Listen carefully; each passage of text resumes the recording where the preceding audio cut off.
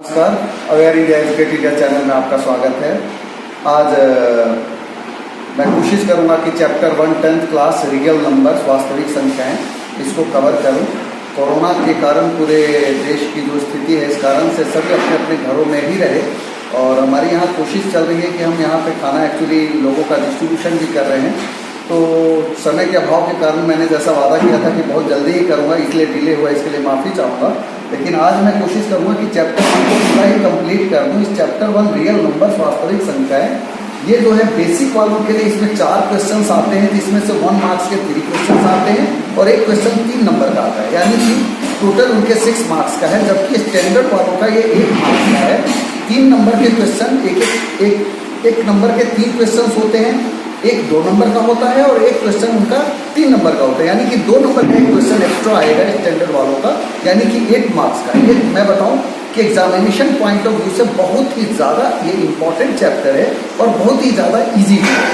आज मेरी कोशिश होगी कि मैं इसके जो मेन टॉपिक्स हैं, मेन टाइप्स है क्वेश्चन के, जैसे कि HCF और LCM है, दूसरा है रेशनल है या इरेशनल है, जैसे √2 रेशनल है या इरेशनल है प्रूव करने का। तीसरा वही आता है कि ये 2Q या 4Q या 6Q के फॉर्म में ही कोई इवन या ऑड नंबर्स होते हैं तो वो होता है, या स्क्वायर या Q का 1.1 के क्वेश्चन है वो कि स्क्वायर कोई भी होगा तो 3m या 3m + 1 होगा। और a की power n never ends with 0, यानी कि 6 की पावर n का n कभी 0 से नहीं होगा, इस तरह के प्रूव करने वाले क्वेश्चन। और एक होता है जिसमें टर्मिनेटिंग एंड नॉन टर्मिनेटिंग, यानी कि शांत है या अशांत है, ये बताना है। और एक लास्ट क्वेश्चन और भी होता है जिसमें P × Q = LCM × HCF। तो ये हमारे कुछ टाइप्स हैं, इनमें से ही क्वेश्चन ज़्यादातर रिपीट होते हैं और मोस्ट एक्सपेक्टेड भी है। तो आज मैं कोशिश करूँगा कि इस पूरे चैप्टर को कवर करूँ। अवेयर इंडिया एजुकेटेड चैनल में आपका स्वागत है। जैसा कि मैंने कल कहा था कि कुछ वीडियोस जो कि या डिले हो जा रहा है, क्योंकि ऑलरेडी कोरोना के कारण काफ़ी दिक्कतें हैं और हम लोगों ने जो खाने का यहाँ अरेंजमेंट किया हुआ है, तो इस कारण से समय का अभाव है। और कोशिश कर रहा हूँ कि मैं फर्स्ट चैप्टर जो है जल्दी से जल्दी आज मैं इसको फिनिश कर दूँगा। मोस्टली मैंने कोशिश की है कि टेक्स्ट बुक की लैंग्वेज को यूज किया है, क्योंकि ये चैप्टर ही ऐसा है जिसमें लैंग्वेज मायने रखती हैं। और अगर हम एक उसका फॉर्मेट याद रखें, ध्यान में रहे और समझ लें, तो हमें क्वेश्चंस को करने में दिक्कत नहीं आती है। तो समय के अभाव के कारण मैं कल कंप्लीट नहीं कर पाया था, लेकिन आज मैं कोशिश करूंगा कि इसको कंप्लीट करूं। आज मैं 1.2 में जैसे कुछ पॉइंट्स है, प्राइम फैक्टराइजेशन करना, यानी कि अभाज्य गुणनखंड। तो अभाज्य गुणनखंड करने के लिए जैसे मैंने एक 140 का किया है, दिखाया कि 2 से हम जब डिवाइड करेंगे तो 7 0, 2 7 14 0, फिर 2 से किया 35 और 5 से किया तो 7, 2 2 5 7, यानी कि ये सभी अभाज्य संख्या है, यानी कि प्राइम नंबर्स है। एक चीज और याद रखने का है कि अभाज्य सम अभाज्य, यानी कि जो सम भी है और अभाज्य भी है। ये भी कई बार एक नंबर के क्वेश्चन में आता है कि 2 ऐसी संख्या है जो कि इवन है एंड प्राइम है।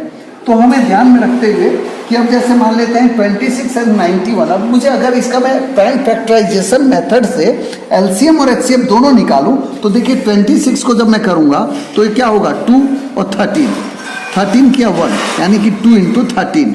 जब मैं 91 का करूंगा तो ये हुआ 7 से 7 और 3 13, यानी कि अब मैं 13 करूंगा 1 आएगा, इसको मैं ये भी लिख सकता हूँ 7 × 13। तो अब मैं अगर इसका HCF निकालना चाहूँ तो HCF हमारा क्या होगा, जो दोनों में कॉमन है, और दोनों में कॉमन क्या है, वो है 13। और जब मैं LCM निकालूंगा तो LCM में कोई भी चीज़ छूटना नहीं चाहिए और रिपीट भी नहीं होना चाहिए, यानी कि 2 हो गया एक बार, 13 हो गया एक बार और 7 हो गया एक बार। अगर मैं एक चीज़ और, मैंने जो कल एक फार्मूला बताया था आपको कि P × Q = L × H, यानी कि LCM और HCF को मल्टीप्लाई करके ये दोनों बराबर आना चाहिए, यानी कि 26 × 91 = ये 2 13 7 और HCF हमारा हो गया 13। तो अब देखिए कैसे ये इक्वल आ रहा है, ये दोनों 91 के इक्वल हो गया, ये दोनों 26। इसी क्वेश्चन में कभी ये निकालने को दिया जाता है कि एक LCM HCF दिया गया है, P दिया है, क्यों निकालिए, या LCM और ये तीनों चीजें दी गई हैं, कोई एक चीज निकालो। हालांकि हमें ये 2 चीजें P और Q पता है, तो हम LCM भी निकाल सकते हैं, HCF भी निकाल सकते हैं। तो इस तरीके से 1.2 के जो क्वेश्चंस हैं वो लगभग इसी तरह के हैं। एक क्वेश्चन और है जो कि 5th क्वेश्चन है इसका, कि 6 की power n never ends with 0। यानी कि 6 की पावर n अगर मैं देखूं कि 6 की पावर 1 करूंगा तो क्या होगा 6 की पावर 2 करूंगा तो 36, 6 की पावर 3 करूंगा 216, है ना। तो ये क्या है कि 6 आ रहा है लेकिन 0 नहीं आ रहा यूनिट प्लेस पे। तो इसको मुझे प्रूव करने के लिए कोई भी चीज 0 पे आए इसके लिए जरूरी है 2 and 5 होने चाहिए। तो 2 and 5 होगा तभी 0 हो सकता है। तो मैं इसको सिर्फ लिखूंगा 6 की power n equals to 2 into 3 की पावर n। अब मुझे यहाँ पे 5 नहीं नजर आ रहा तो मैं लिखूंगा कि it will never end with 0 because in the factorization of 6 there is no 5, है ना। so it will never ends with 0, यानी कि अब मैं इसकी लैंग्वेज लिख देता हूं कि यहाँ पे मैंने टेक्स्ट बुक की ही लैंग्वेज यूज की है कि ताकि आपको प्रॉब्लम ना आए और स्टैंडर्ड लैंग्वेज है। और कोशिश किया कि जो अनवांटेड सेंटेंसेस जिसको हम अवॉइड कर सकते हैं ऐसे सेंटेंसेस को मैंने हटा भी दिया है। तो ऐसे अब यहाँ मुझे सिर्फ यही लिखना है कि 6 की पावर n, जैसे क्वेश्चन में 6 है, कहीं 8 हो सकता है, कुछ भी हो सकता है। तो इफ द नंबर 6 की power n for any n were to end with the digit 0, then the factorization, prime factorization of 6 की power n would contain the prime factor 2 and 5 both, यानी कि 2 और 5 दोनों ही होने चाहिए प्राइम फैक्टर में। लेकिन 6 की power n equals to 2 into 3 की power n, therefore for any natural number n 6 की power n never ends with the digit 0 as its factorization has no 5। यहां मैंने लिखा no 5। मान लेते हैं यहाँ पे 6 की पावर n की जगह 5 होता तो मैं लिखता here as its factorization has no 2, यानी कि 2 नहीं है। किसी में 5 नहीं होता है तो किसी में 2 नहीं होता है। तो मैंने वही लिखा कि यहाँ पे its factorization has no 5 so it will never ends with 0। ये क्वेश्चन कई बार ये भी आता है कि 8 की पावर n इसको प्रूव करें तो हम उसमें लिखेंगे 2 into 2 into 2 की power n। Here there is no 5, इसमें भी 5 नहीं है। 2 तो है, 5 नहीं है। तो इसका मतलब हम लिखेंगे कि इसकी फैक्टराइजेशन में 5 नहीं है, यानी कि इसके गुणनखंड में 5 नहीं है, अतः इसका अंत 0 से नहीं हो सकता। ये सभी मोस्ट एक्सपेक्टेड क्वेश्चंस हैं, बोर्ड के पैटर्न में आने वाले क्वेश्चंस हैं जो अक्सर रिपीट होते हैं। तो मैंने ज्यादातर कोशिश की है और इस जो कोरोना की महामारी का जो हाल है इसमें कोशिश करेंगे कि इन क्वेश्चंस को आप बार बार रिपीट करें। जो पेपरों तक के लिए आपको मैंने कल भी बताया था कि इसमें ऑलरेडी 6 मार्क्स है ये बेसिक के लिए और 8 मार्क्स है स्टैंडर्ड वालों के लिए। तो ऑलरेडी ये चैप्टर बहुत मायने रखता है, इजी भी है। एक क्वेश्चन और है, 6 क्वेश्चन है 1.2 का कि कंपोजिट नंबर प्रूव करने का। कंपोजिट नंबर वो होता है होल नंबर ऐसा जो कि उसको स्मॉलर होल नंबर्स में हम मल्टीप्लाई में ला सके, यानी कि at least 1 divisor rather than 1, एक के अलावा उसके और भी भाजक हों। जैसे एग्जांपल के लिए अगर मान लेते हैं 14 है तो 2 और 7, 2 and 7 उसके 2 प्रोडक्ट में हम लाते हैं तो हमने कहा कि क्या है ये कंपोजिट नंबर है, सहभाज्य संख्या कहते हैं। तो जैसे ये क्वेश्चन इस तरीके के दिए होते हैं और उसमें जानबूझकर एक कॉमन वर्ड होता है। जैसे यहाँ 13 कॉमन है तो हमने क्या किया, इसमें 13 कॉमन लेते ही ये 7 into 11 और यहाँ +1 कॉमन आ गया, यानी कि 13 कॉमन लिया तो इसमें से 13 निकल गया और यहाँ 1 आ गया। तो यानी कि 13 into 71 हमने केवल प्रोडक्ट के फॉर्म में दिखा देना है कि ये दोनों देखिए प्रोडक्ट के फॉर्म में आ गया है, इसलिए क्या है कंपोजिट नंबर्स है। ऐसे ही यहाँ पे देखिए 5 कॉमन है, 5 यहाँ भी है यहाँ भी है, तो 5 हमने दोनों में कॉमन ले लिया तो अब ये क्या आ गया, एक नंबर अलग आ गया, ये 5 अलग आ गया। इसको जब हमने मल्टीप्लाई करके 1 को ऐड किया तो 1009 आया। हमने दिखाया कि ये भी 2 प्रोडक्ट के रूप में आ गया है, तो hence it is composite number. तो इस तरह का भी क्वेश्चन आता है कि इसमें हमें प्रूव करना होता है कि कंपोजिट नंबर, हमें ध्यान देना होगा कि उसमें एक ऐसा नंबर होता है जो दोनों में कॉमन होता है और उसके बाद हम इसको प्रोडक्ट में दिखा दें और ये भी हो जाता है। यानी कि कहा ना सबसे इजी चैप्टर है, बहुत इजीली हम मार्क्स ले पाते हैं। अब मैं लास्ट 1.3 एक्सरसाइज का करूंगा। अब 1.3 में एक क्वेश्चन बहुत ही इंपॉर्टेंट है जो ये आता है कि √5 इरेशनल है या √2 इरेशनल है या √3 है, 5 है, 7 है, कुछ भी हो सकता है।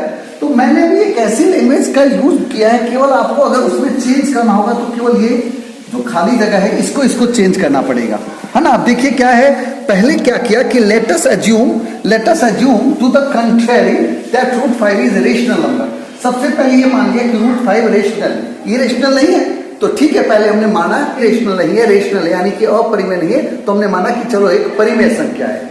अब परिमेय है यानी कि रेशनल है, तो इसका मतलब a/b के फॉर्म में हम उसको ला सकते हैं where b not equals to 0, यानी कि √5 equals to a/b where b not equals to 0।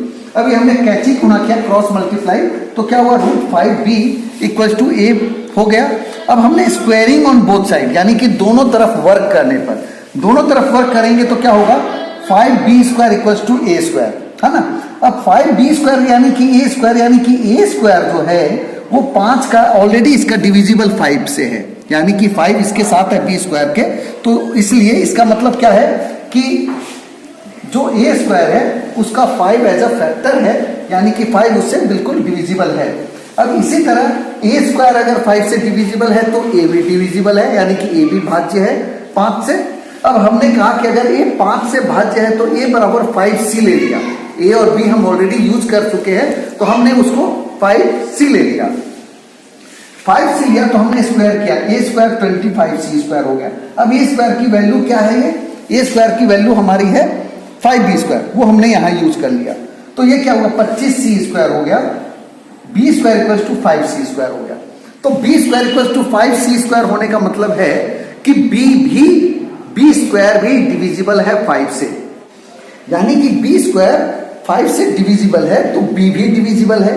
अब इसमें क्या हुआ कि a भी 5 से डिविजिबल है, b भी 5 से डिविजिबल है, यानी कि a भी 5 से भाग लग जाता है, a में भी और b में भी लग जाता है।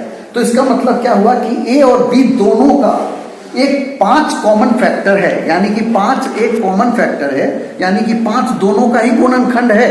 तो ये लाइन अब लिखा कि a and b have 5 as a common factor, at least 1 5 तो कॉमन फैक्टर हो गया। इसका मतलब ये दोनों को प्राइम नहीं है जो हमने माना था। तो हमारा यहाँ पे कि but this contradict the fact that a and b are coprime, यानी कि इससे हमारा ये कंट्राडिक्ट होता है, इससे यह विरोधाभास उत्पन्न हो जाता है कि a और b आपस में सहभाज्य हैं। फिर हमने लास्ट की लाइन वही लिखनी है कि यह विरोधाभास क्यों उत्पन्न हुआ है, क्योंकि हमने गलत मान लिया था, हमने गलत मान लिया था कि ये रेशनल नंबर है, इसलिए ये विरोधाभास उत्पन्न हुआ है। तो लाइन लिखा कि this contradiction has arisen because of our wrong assumption that root 5 is rational number, so root 5 is a rational number, prove हो गया। अब देखिए अगर इसी क्वेश्चन में रूट 2 होता तो हम क्या करते, यहाँ पे रूट 2 लिखते, यहाँ रूट 2 लिखते, यहाँ रूट 2 लिखते, 5 की जगह यहाँ 2 आ जाता, है ना। यहाँ पे भी a square is divisible by 2 आ जाता है यहाँ पे, यानी कि जितने भी 5 है उस 5 की जगह केवल हमें 2 यूज करना होता।